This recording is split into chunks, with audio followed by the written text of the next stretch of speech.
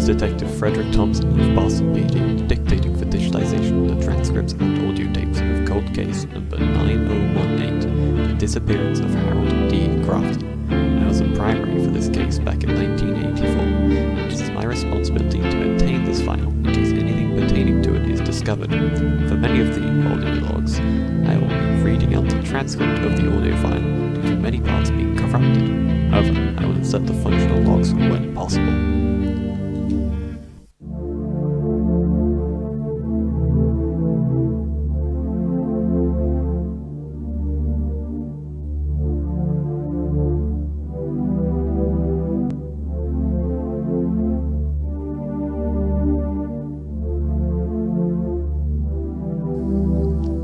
Tape 1. Transcript.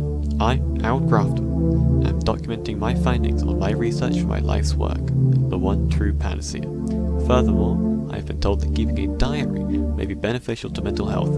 Although I find that dubious, I'm willing to try it out. Another reason for keeping these logs is to have a nice memento as I travel to the site of my next lead, Arkham. This came from a letter I received this morning. The only writing on it was a short message. Arkham has the answers you seek. And now I have a ticket for the last train headed to Arkham today. End transcript.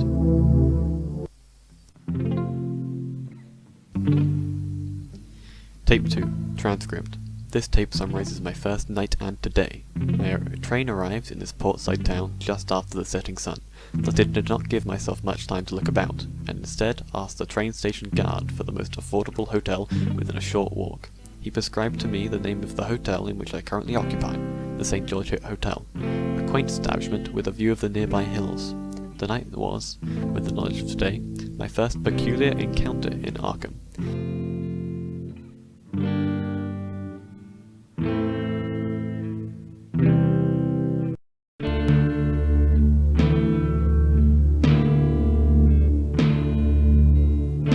In the middle of the night, I was awoken by a dim yet very noticeable light emanating from the dense woodland situated at the top of the hill. These colours, so terrible in that brilliant allure, were accompanied by the soft patter of drums, as if in time to the beat. The lights began to dance. Colours entirely foreign to me, but all too soon the light show ended, and I was left feeling empty. Next day, I went on a search for an answer to what happened last night. Many refused to listen to a single word, and many others refused to answer, save for one referral to one that might answer my questions. Michael Fenton. Though it took me some time, I managed to find his address. End transcript.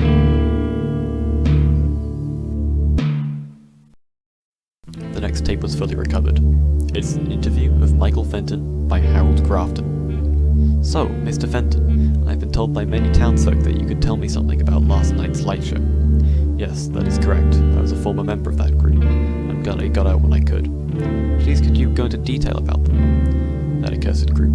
They meet regularly, dressing once a month, to say their vows and to attempt to appease their foul lord. However, I believe that when they think they are closing the Great Divide, they begin to meet far more frequently. I was part of the group for part of one of these sessions. Even then, the beast from behind the great chasm begins to drip feed knowledge to each member. Knowledge that no man ought to possess. I saw things that no man ought to see.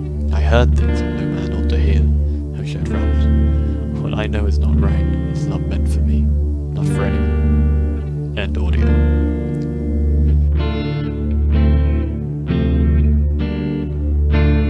This next one is missing both audio log and transcript, which I remember it clear as my daughter's birth. Harold had woken up in a cold sweat, and immediately recorded his dream and state of being. Shapeless beings danced in a moonlit haze. An obscure voice called out his name, yet he heard no sound. The other voice had spoke, probing his thoughts, his desires. Finally it stopped and answered his unasked question. I may give you the knowledge you seek. Meet with the cult at midnight's peak.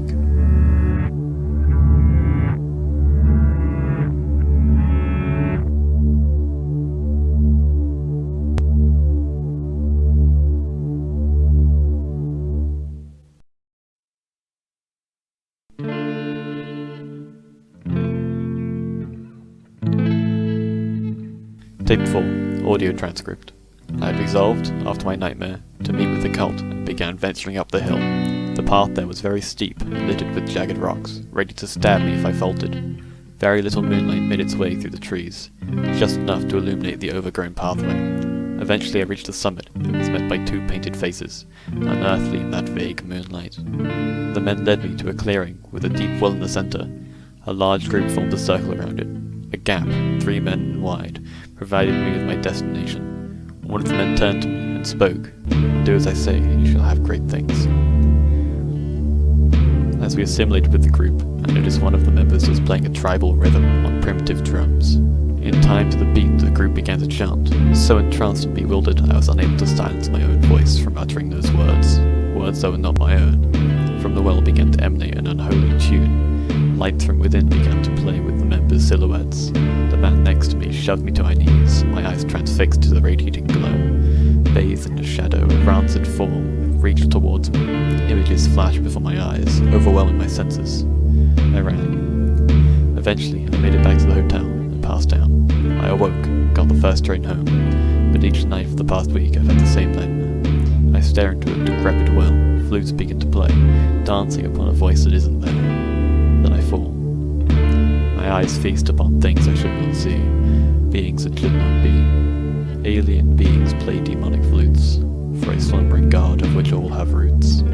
Far more rest beneath the waves, we are their eternal slaves.